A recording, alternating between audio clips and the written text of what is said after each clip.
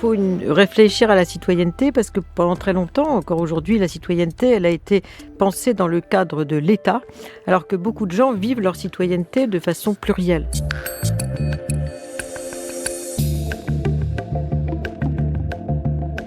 On a de plus en plus de doubles nationaux. On a de plus en plus de gens qui vivent en permanence dans une sorte de circulation migratoire, dans des espaces multiples, qui se réfèrent d'ailleurs à une multiplicité de points de référence. Ça fait partie de l'évolution de ce 21e siècle commençant. Donc il faut adapter la réflexion. Il y a des valeurs nouvelles qui ont été introduites dans la citoyenneté à cause de la mobilité. La notion de diversité, par exemple, qui est une notion qui est introduite dans la définition de l'Union européenne. Également la lutte contre les discriminations, toutes les thématiques du vivre ensemble, du cosmopolitisme. On dit qu'on est dans un monde de plus en plus cosmopolite. Donc la citoyenneté ne peut plus être limitée à la définition de 1789.